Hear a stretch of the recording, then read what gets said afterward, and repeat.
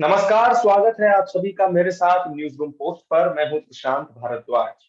कबीरदास का वो मशहूर दोहा तो आपने जरूर सुना होगा, गुरु गोविंद दोऊ खड़े काके लागू पाएं, बलिहारी गुरु आपने गोविंद दियो बताए। जी हाँ, शिक्षक और एक छात्र के बीच में एक ऐसा संबंध होता है, एक गुरु के और शिष्य के बीच में ऐसा संबंध होता है, ऐसा रिश्ता होता है जो कि बहुत अनमोल माना जाता है। जिस तरह से माता पिता और बच्चों के बीच में एक रिश्ता होता है, उसी तरीके से गुरु शिष्य और शिक्षक छात्र के बीच का रिश्ता माना जाता है। और इसी रिश्ते की वानगी दिखाने वाली एक वीडियो बीते एक दिन से ही सोशल मीडिया पर वायरल हो रही है, जिसमें दिखाई दे रहा है कि एक जो प्राथमिक विद्यालय के शिक्षक हैं, वो अपने बच्चों से विदाई ले रहे हैं, क्योंकि उनका जो ट्रांसफर है, जो तबादला है, वो दूसरे जिले में हो चुका है। और वहां पर जाने की वजह से, उनको ट्रांसफर की वजह से जाना पड़ रहा है। इस वजह से बच्चे जो हैं, उनके जो स्टूडेंट्स हैं, जो छात्र हैं स्कूल के, वो उन्हें एक भावुक विदाई दे रहे हैं और उनसे गले लिपट कर रो रहे हैं। तो उस वीडियो में जो शिक्षक आपको दिखाई दे रहे थे, वही शिक्षक आज हमारे साथ न्यूज रूम पोस्ट पर जुड़े हैं। शिवेंद्र सिंह जी सीधा जुड़े हैं। हम उन्हीं से बातचीत करेंगे और जानेंगे उनके और उनके इस पूरे शिक्षण के अनुभव के बारे में। शिवेंद्र जी, आप रतनगढ़ कंपोजिट विद्यालय में वहां पर पढ़ाते थे। पिछले 4 सालों से आप वहां पर शिक्षा दे रहे हैं, लेकिन जिस तरह से हमने जो वो मोमेंट देखा, जो वो पल देखा उस वीडियो में, कि किस तरीके से वो छोटे छोटे बच्चे आपसे लिपट करके रो रहे हैं, बिल्कुल ठीक उस तरह से जैसे कोई पिता अपने घर से कुछ दिनों के लिए बाहर जाता है तो उसके बच्चे उससे लिपट करके रोने लगते हैं और नहीं चाहते हैं कि वो जाए। तो वो बच्चे भी नहीं चाहते थे कि आपका ट्रांसफर हो, आपका तबादला हो। तो किस तरह से, मतलब कि जब हम शिक्षक की बात करते हैं तो हमारे दिमाग में एक ही तस्वीर आती है कि छड़ी वाले मास्टर जी वाली, लेकिन उन बच्चों का जो ये अटैचमेंट, जो जुड़ाव और लगाव आपके साथ था, किस तरह से आप उसको बताएंगे कि मतलब कैसे वो बच्चे आपसे इतना लगाव मानने लगे? 7 सितंबर 2018 को मेरी पहली बार पोस्टिंग की गई चंदौली जिले के चकिया के रतिगढ़ में। बेसिकली वो प्राथमिक विद्यालय रतिगढ़ था और कुछ समय बाद एक सरकार का एक ऑर्डर आया कि जो एक ग्राउंड में स्कूल चलते हैं उनको कंपोजिट बना दिया जाएगा, जहां पर प्राथमिक और उच्च प्राथमिक एक ही ग्राउंड के स्कूल हैं। तो वो मार्च 2021 के आसपास उसका कंपोजिट हो गया और नाम हो गया कंपोजिट विद्यालय रतिगढ़। जब मैं पहली बार पोस्टिंग पाया था तो मुझे लगा कि क्योंकि मैं स्कूलों के बारे में देखता आया था, मैं सुनता आया था, मैंने बहुत बार वीडियोस देखे थे और सरकारी विद्यालयों की छवि को बहुत अच्छा नहीं दिखाया जाता था। तो मुझे लगा कि ये जो छवि है और ये अच्छी हो सकती है, जब हमारे जैसे लोग पहुंचेंगे तो कुछ ना कुछ तो हमें करना ही होगा। मैं पहुंचा और मैंने पहला प्रतिज्ञा यही की थी कि मैं मारूंगा नहीं किसी को, देखता हूँ बिना मारे भी क्या हो सकता है। तो जब भी डांटना होता था या फटकारना होता था, क्योंकि आप बहुत ज्यादा प्यार करेंगे तो बच्चे बिगड़ भी सकते हैं, तो जब भी बहुत प्यार करना होता था या बहुत डांटना होता था तो उनको पास बुलाता था, पूछता था बताओ समस्या क्या है। जब आप किसी व्यक्ति से पूछ लेंगे ना उसकी समस्या क्या है, तो वो कितना भी शैतान होगा तो वो अपनी आलतू फालतू ही समस्याएं गिनाएगा, लेकिन गिना देगा सर ये दिक्कत आ रही थी, है ना। तो उसको कहता था अरे ठीक है समस्या है मिल जाएगा खुश रहा करो। और जब उससे कह देता था खुश रहा करो तो बड़ा मजा आता था उनको। और कोशिश ये रहती थी कि पढ़ाता था जब मैं, तो मैं उनके साथ बैठता था, मुझे लगता था कि एक गोल चक्कर में बैठ जाता था, मैं सब अगल बगल बैठ जाओ, उनकी कॉपी में पकड़ के मैं दो अच्छा लिख देता था, उनको बताता था देखो ऐसे पढ़ोगे तो फिर कुछ कर पाओगे। और हर व्यक्ति से मतलब 1 डेढ़ हफ्ते के अंतराल पे बुलाता था अपने पास, पूछता था बताओ अब तुम क्या बनोगे। तो कोई कभी पुलिस बताता था, कोई कभी टीचर बता देता था, कोई कुछ भी बता देता था। फिर पता चला 1.5 हफ्ते बाद पूछता था, फिर बदल जाते थे, क्योंकि उनको तो पता ही नहीं ना कि उन्हें करना क्या। वो 3/4 के बच्चे हैं, 3-4 के बच्चे हैं। लेकिन आपको बच्चे कहते हैं ना कि आपको बच्चों के समय बच्चा बनना पड़ेगा।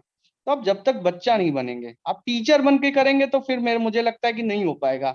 लेकिन आप बच्चा बन के करेंगे ना, आप उनके बड़े भाई बन जाइए, आप उनके लिए बड़े पिताजी बन जाइए, आपको लगेगा चाचा बन जाइए, तो आपको लगेगा कि वो बताएंगे सर देखिए आज ये समस्या है। तो जैसे कभी कभी ऐसा होता था, बड़े अच्छे बाल कटा के आते थे, बड़े स्टाइल से, पता चला अच्छा सा लुक कटा ले तो पूछते थे और भाई कैसे कटवाया, बड़े अच्छे लग रहे हो। तो फिर आके बताते थे सर 20 रुपए पापा ने दिए तो फिर मैंने ऐसे स्टाइल बनवाया। जब इनसे वो पूछ लेते तो उनको लगता था यार ये टीचर ठीक है, ये पूछता है हमारे बारे में पूछता है ना। कभी कभी होता था हम लोग नेल्स वगैरह चेक करते थे, पता चला नेल्स बड़े, तो उनको समझाते थे देखो नेल्स बड़े रहेंगे नुकसान तुम्हारा है, गंदगी है, खा लोगे पेट दर्द होगा, डॉक्टर के यहाँ जाओगे, पापा का बड़ा खर्चा होगा, तो बताओ क्या फायदा इसका। तो बोलते हैं ठीक है सर काट लेंगे। तो ठीक है एक दिन का उनको टाइम दीजिए, ऐसा नहीं कि अब आप उठाइए छड़ी और पीट दीजिए। छड़ी उठाने का कोई भी औचित्य नहीं है, और मुझे लगता है कि आपको बदलाव करना है तो हो सकता है। आप कभी डांट फटकार कर भी कर सकते हैं, बहुत प्यार से भी कर सकते हैं, लेकिन उस फटकार में ऐसी फटकार नहीं होनी चाहिए जिससे उस बच्चे के हृदय को कुछ लगे या उसके मन को कहीं कोसे वो अपने आप को कि मैं कहाँ फंस गया। ऐसा नहीं होना चाहिए। तो शिवेंद्र जी, जो जुड़ाव और लगाव हम देख रहे थे, कई जी तरह के बच्चे होते हैं स्कूल में एक क्लास में ही, बल्कि 30 से 40-50 बच्चे तक होते हैं, और उसमें हर तरह का स्टूडेंट होता है। ये बात आपने भी अपने अनुभव में देखी होगी। और हम्म ऐसे बच्चों को मतलब एक तरह से मैं कहूँ तो लाइन पर लाने के लिए, या अनुशासन और मतलब अनुशासन के, और दूसरा जिस तरह की बात आप कर रहे हैं कि एक मतलब साथी की तरह उनके साथ रहना और बच्चों के बीच में बच्चा बन जाना, तो इसमें और हम्म अनुशासन में रहने में सामंजस्य किस तरह से आपने बिठाया? एक तो आप समझिए कि जैसे गांव के बच्चे हैं तो बहुत सारे बच्चे बहुत देर में पढ़ने आते हैं स्कूल, और बहुत सारे बच्चे जिनके माता पिता जागरूक हैं वो पहले से ही भेजने लगते हैं। तो जब क्योंकि एज हो चुकी होती है तो बहुत पीछे आप क्लास में उनको बैठा नहीं सकते, तो आपको करना ये है कि जो थोड़ा सा पीछे हो गए हैं आपको उनके साथ बहुत मेहनत करनी है, क्योंकि आगे वाला तो दौड़ रहा है, वो अपना चल रहा है, वो अपना चलता जाएगा, आप उसको लेकर चलते रहिए। और कभी कभी ऐसा होता था कि बहुत सारे पेरेंट्स होते हैं कि कैसे सर मेरे बच्चे को डांट दिया, तो उनको समझाते थे देखिए डांटना कोई हमारा अधिकार नहीं है, डांटना अधिकार आपका है, आपका बच्चा है, लेकिन अगर मैं कुछ समझा दूंगा, मैं बहुत प्यार से कुछ कह दूंगा तो शायद उसको बहुत अच्छा लगेगा। और बस उसको बैठिए आप, मैं बार बार कहता हूँ कि समस्याओं का समाधान है, लेकिन समस्याओं का समाधान तब है जब आप बैठते हैं। जब आप किसी के साथ, आपकी फैमिली में भी कोई दिक्कत होती है तो बोलते हैं कि बैठ के सॉर्ट आउट क्यों नहीं कर लेते हैं, तो बैठ जाइए उसके साथ, पूछिए उससे क्या दिक्कत है, बताएगा आपको समस्या। और ऐसे बैठा रहता था, भाई बर्थडे किसका किसका है, तो बोले सर हमको पता ही नहीं है, क्योंकि बहुत सारे बच्चे हैं गांव के उनको नहीं पता कि उनका जन्मदिन कब होता है। तो रजिस्टर बताता बताता देखो तुम्हारा इस दिन बर्थडे आने वाला है, और फिर चलो अब आज इसका भाई हैप्पी बर्थडे बोलेंगे आज हम लोग सबको। तो कोशिश ये रहती थी कि उनके चेहरे पर मुस्कान आए। और गेम्स को लेकर, आर्ट और क्राफ्ट को लेकर बहुत मुझे लगता था कि एक्टिव होने की जरूरत है, क्योंकि बच्चे हैं तो वो सीखते बहुत हैं, मतलब पढ़ाई तो करेंगे ही करेंगे, लेकिन उनको क्राफ्टिंग कराइए। तो मैं एक ऐसे एरिया में पोस्टेड था जहाँ पर पत्थर निकलते हैं, और पत्थर की जो मिट्टी होती है जिसे आप कंक्रीट टाइप का हल्का सा समझ सकते हैं, लाल लाल बलुआ पत्थर होते हैं जिसे, तो उसकी जो मिट्टी निकलती है वो बहुत अच्छी होती है। शिवरात्रि से ठीक एक दिन पहले मुझे याद है, मैंने बच्चों से कहा कि आज हम लोग ना एक काम करते हैं, शिवरात्रि है कल और आपको शिवरात्रि मनानी है तो कुछ करना पड़ेगा, चलो सबको छोड़ देते हैं। और बच्चों से मिट्टी मंगाई और दे दिया मिट्टी, जो करना है वो करो। तो किसी ने शिवलिंग बनाया छोटा सा, किसी ने छोटा सा मंदिर बना दिया, तो किसी ने शिवलिंग के ऊपर सांप तक बना दिया, बोले ये छत्र है। जी। तो ऐसी क्रिएटिविटी आप उनको छोड़ दीजिए, आप उनको करने दीजिए, मेरा मतलब ये है कि आप करने दीजिए, कुछ ना कुछ तो करेंगे ही ना, वो सही गलत कुछ भी करेंगे, लेकिन जो गलत भी करेंगे उसमें कोशिश करिए कि वो कुछ उसमें सही निकाल पाए आप, और बोलिए कि नहीं आपने बहुत अच्छा किया, अगली बार ऐसा कर लेना तो अच्छा होगा। जी, जी। बिल्कुल शिवेंद्र जी, बहुत ही अलग स्तर का ये जुड़ाव होता है जिस तरह की बात आपने कही, और जो हम उस वीडियो में भी देख रहे थे, आमतौर पर शिक्षकों के प्रति एक अलग ही धारणा होती है। और अपने आप में एक बहुत ही अनोखी बात है, क्योंकि घर में जिस तरह का माहौल बच्चों को मिलता है, आमतौर पर स्कूल में उस तरह का माहौल नहीं मिल पाता। और ये अपने आप में हम्म एक बहुत ही महत्वपूर्ण बात है कि जिस तरह से आपने एक बॉन्ड, एक रिलेशन खुद के और अपने स्टूडेंट्स के बीच में बिठाया है। तो अब ये भी मैं आपसे थोड़ा-सा जानना चाहूँगा कि आपके खुद के व्यक्तिगत तौर पे अगर मैं आपसे जानना चाहूँ, तो आपके खुद के लिए ये चीज़, क्या कभी आपको ये महसूस हुआ कि कुछ चुनौतीपूर्ण है, या कुछ चुनौतियाँ आपके सामने कुछ ऐसी पेश आई कभी? बेसिकली मैं इससे पहले जब भी रहा हूँ तो थोड़ा सा शहर में रहा था, और जब मेरी पहली बार ज्वाइनिंग हुई तो मैंने देखा कि चारों ओर सिर्फ पहाड़ियां हैं और नहर है, टूटी सड़कें हैं, एक ऐसी जगह जहाँ पर फोन का नेटवर्क भी नहीं आता है। अगर मुझे बात करनी होती थी कभी घर से कोई जरूरी, तो हम लोग को पहाड़ी पर चढ़कर जाना होता था। तो शुरुआत शुरुआत में लगा कि बड़ा चैलेंजिंग है यार, कैसे कर पाएंगे यहाँ पर, लेकिन फिर लगा कि भगवान ने मुझको हो सकता है इसीलिए चुना हो, क्योंकि मैं बाबा विश्वनाथ का बहुत बड़ा भक्त हूँ, बनारस में रहता हूँ। तो मुझे लगा कि बाबा जी, ने जी। मुझको शायद इसीलिए चूज किया कि तुम जाओ, तुम कोई बदलाव करके दिखाओ। तो फिर ये जी। लगा कि स्टार्ट करते हैं, कुछ ना कुछ करते हैं, सारा स्टाफ मिला, मैं अकेले नहीं, मैं बार बार कह रहा हूँ कि मैंने अकेले कुछ भी नहीं किया है। जब तक आपके साथी आपके साथ नहीं होते तब तक आप किसी भी मुकाम को हासिल नहीं कर सकते हैं। तो सबने साथ निभाने बिल्कुल। की कोशिश की, सब उठे, एक साथ हम लोग निकलते थे, बच्चों को पकड़ के लाते थे। पकड़ने का यहाँ मतलब है कि बच्चों को उनके घर से लेकर आते थे कि चलो पढ़ते हैं, चलो पढ़ाते हैं तुमको, तो उनको लेकर आना है, स्कूल तक लाना, ये बहुत बड़ा काम होता था।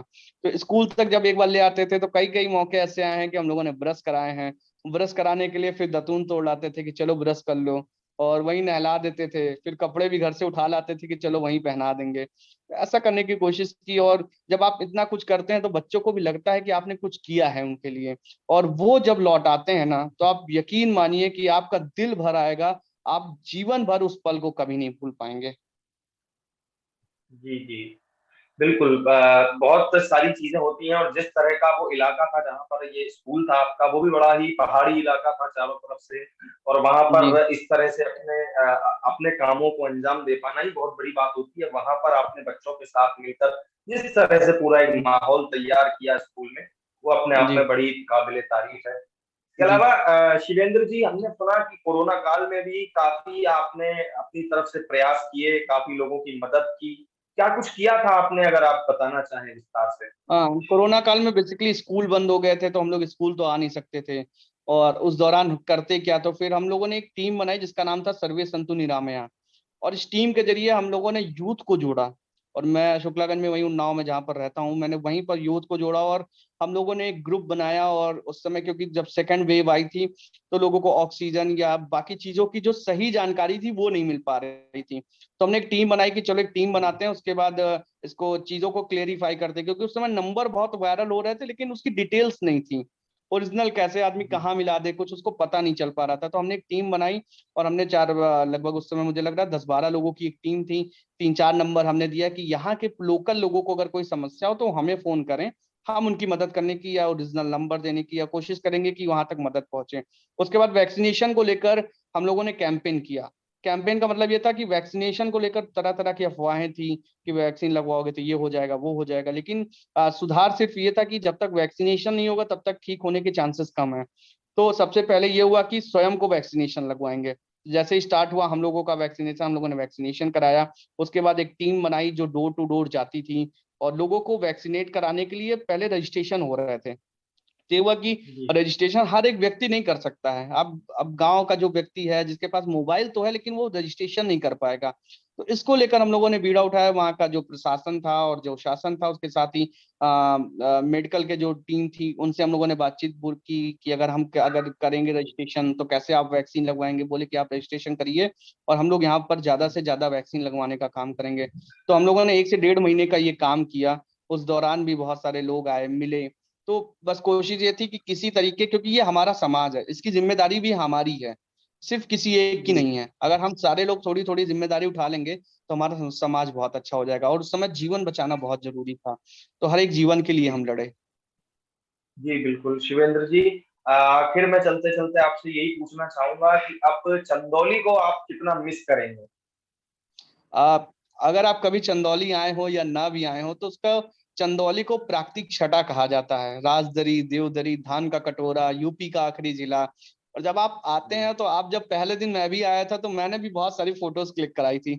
तो ये लगा कि यार बहुत अच्छी जगह, क्योंकि एक तरफ आपको छटा ही छटा दिखेगी, आपको पहाड़ियां दिखेंगी, जो थोड़ी बहुत विंध्य की पहाड़ियां हैं वो दिख जाती हैं।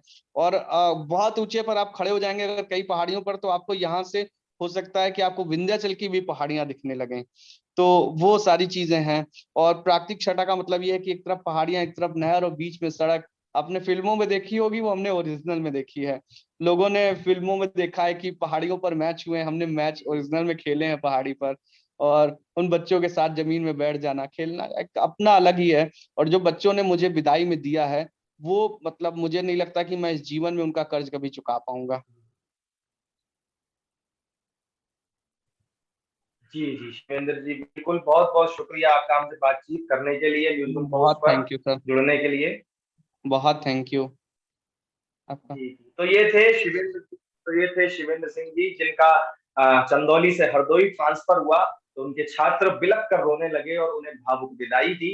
आज हमारे साथ न्यूज़रूम पोस्ट में जुड़े थे, और फिर जुड़ेंगे हम आपसे किसी और बड़ी हस्ती के साथ, उनसे बातचीत, उनसे चर्चा के साथ। लेकिन तब तक के लिए दीजिए इजाजत। नमस्कार।